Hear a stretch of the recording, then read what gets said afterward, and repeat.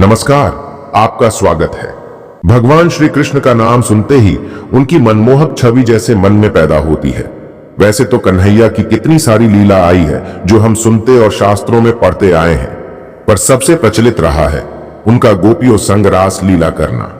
जब भी गोपियों को भगवान श्री कृष्ण की जरूरत थी तो वे उनकी रक्षा के लिए किसी न किसी रूप में अवश्य ही पहुंच जाते थे। जब श्री कृष्ण की साखियों की बात हो रही हो तो हम राधा जी और द्रौपदी को कैसे भूल सकते हैं। वस्त्र हरण के समय भगवान श्री कृष्ण ने ही आकर द्रौपदी की रक्षा की थी।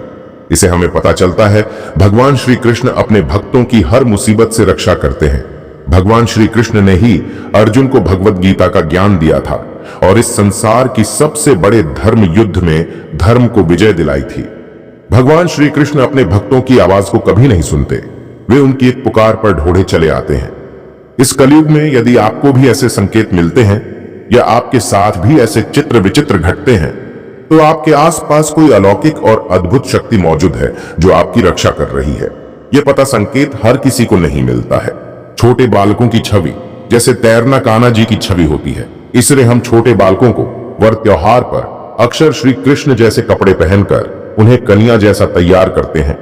यदि आपको बार बार ऐसे छोटे बालकों का दर्शन होता है और आपके मन में श्री कृष्ण की छवि निर्माण होती है तो आपकी सवारी में भगवान श्री कृष्ण का वास है।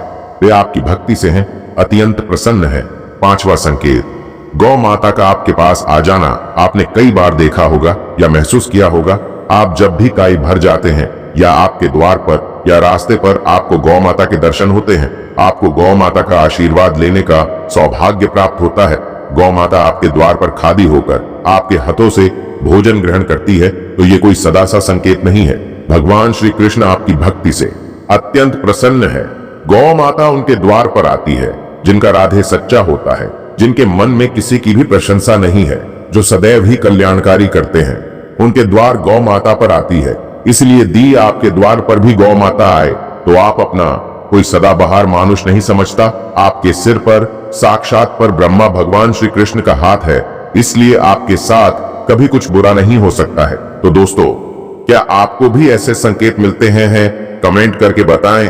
वीडियो पसंद आए तो लाइक करें, कमेंट में ओम नमो भगवते वासुदेवाय नम अवश्य लिखें। साथ ही चैनल को सब्सक्राइब करें। धन्यवाद। जिन लोगों का मन सच्चा है, मन में कोई कपट का भाव नहीं है, जो इस समाज की बुराइयों से अनजान है और हर समय ईश्वर पर सच्ची श्रद्धा रखकर सदा ही कल्याण कार्य करते हैं, दूसरों की मदद करते हैं, ऐसे ही लोगों को मिलता है ये पाठ संकेत। ये संकेत मानुषों के द्वार, पशु पक्षों के द्वार या सपनों के द्वार भी मिलते हैं।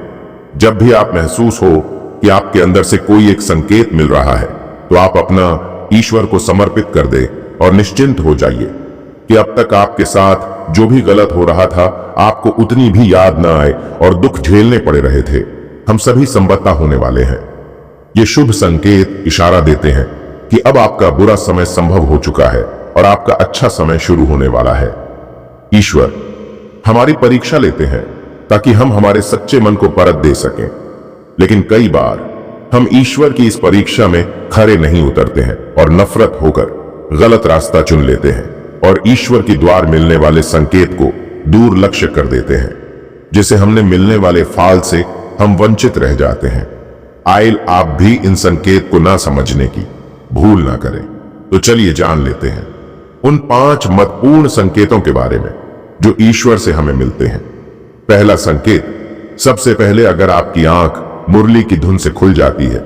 जी हां, अगर आपकी नींद सुबह ब्रह्म मुहूर्त के समय मुरली की धुन से खुलती है, हां, आपको आभास होता है कि कैसे आपको मुरली की धुन सुनाई जाती है, दी रही है, तो आप समझ जाएंगे कि भगवान श्री कृष्ण आपकी भक्ति से, आपकी सच्ची कृपा से अयंत्र प्रसन्न है।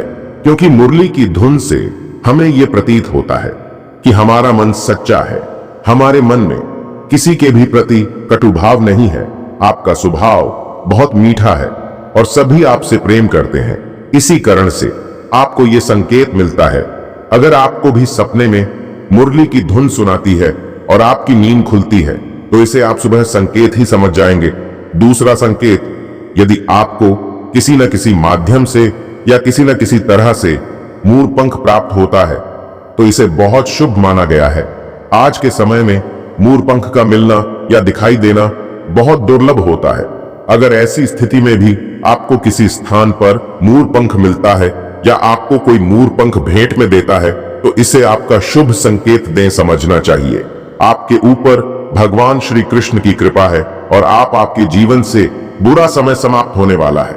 तीसरी बात, अगर आपके हाथ से मिट्टी का बर्तन टूटता है या मिट्टी की मटकी टूटती है, तो इसे भी आपको शुभ संकेत समझना चाहिए। यदि आपके हाथ से सावधानियां दिखाने के लिए भी मिट्टी से बना जल का पात्र टूट जाता है, भगवान श्री कृष्ण आपको संकेत दे रहे हैं। अब आपको दुखी होने के लिए आवश्यक नहीं है, गंदगी के लिए आवश्यक नहीं है। वे आपकी भक्ति से अत्यंत प्रसन्न है और अब आपकी दुखों का अंत हो गया वाला है। छोटा संकेत, अगर आपको बार बार बाल गोपाल के दर्शन होते हैं, हर शिशु में बाल गोपाल बसे हैं।